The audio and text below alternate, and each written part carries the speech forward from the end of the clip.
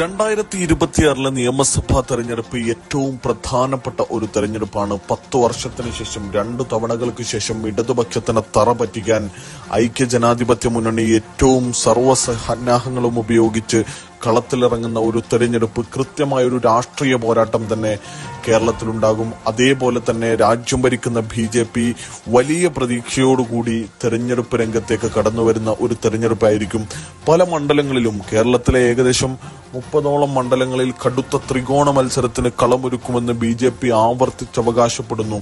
BJP നല്ല രീതിയിൽ seat വർധന ഉണ്ടാക്കുമെന്ന് രാഷ്ട്രീയ നിരീക്ഷകർ അഭിപ്രായപ്പെടുന്ന ഒരു തെരഞ്ഞെടുപ്പ്. UDFനെ സംബന്ധിച്ചിടത്തോളം കേരളത്തിന്റെ രാഷ്ട്രീയ മണ്ഡലത്തിൽ UDFന്റെ നിലനിൽപ്പിനെ തന്നെ ചോദ്യം ചെയ്യുന്ന, നിലനിൽപ്പിനെ തന്നെ അടിസ്ഥാനമാക്കുന്ന ഒരു തെരഞ്ഞെടുപ്പാണ് വരാൻ പോകുന്നത്. ഈ തെരഞ്ഞെടുപ്പിൽ UDFനെ സംബന്ധിച്ചിടത്തോളം ഏറ്റവും പ്രധാനപ്പെട്ട പോരാളികൾ കളത്തിലിറങ്ങുമെന്ന് ഉറപ്പാണ്. ഇതുമായി ബന്ധപ്പെട്ട ചർച്ചകളിൽ കനകോലു കമ്മിറ്റി അടക്കമുള്ള ആളുകളുടെ സർവേകളും വ്യത്യസ്തമായ ഇടപെടലുകളും ചർച്ചകളും ഒക്കെ നടന്നുപോയതുമാണ്. ഇപ്പോഴും കോൺഗ്രസ് സർവേകൾ നടത്തിക്കൊണ്ടിരിക്കുന്നു.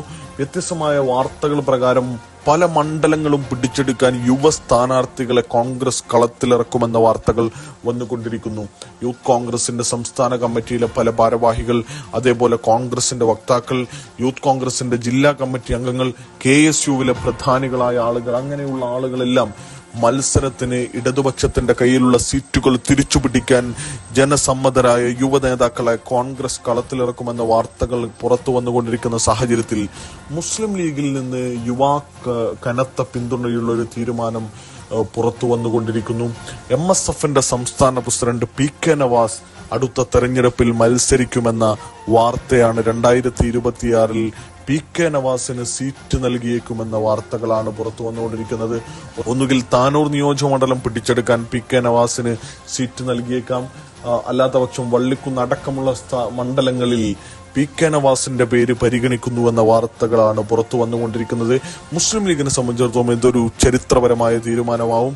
ദീർഘമായ പതിറ്റാണ്ടുകൾക്ക് ശേഷമായിരിക്കും ഒരു MSFകാരന്, ഒരു MSFന്റെ സംസ്ഥാന പ്രസിഡന്റിന് ഒരു സീറ്റ് നൽകുന്ന സാഹചര്യം ഉണ്ടാകുന്നത്. മുന്നേ C മമ്മൂട്ടി MSFന്റെ സംസ്ഥാന പ്രസിഡന്റായ സമയത്ത് കൽപ്പറ്റയിൽ മത്സരിച്ച സാഹചര്യം ഉണ്ടായിരുന്നു. അങ്ങനെ ലീഗിന്റെ ചരിത്രത്തിൽ അപൂർവമായി സംഭവിക്കുന്ന ഒരു കാര്യത്തിന് ചരിത്രം സാക്ഷിയാവാൻ സാധ്യതയുള്ള തെരഞ്ഞെടുപ്പായിരിക്കും 2026 എന്നുള്ളത് ലീഗിന്റെ നേതാക്കളിൽ നിന്ന്, ലീഗിന്റെ വൃത്തങ്ങളിൽ നിന്ന് അറിയാൻ കഴിയുന്നത്.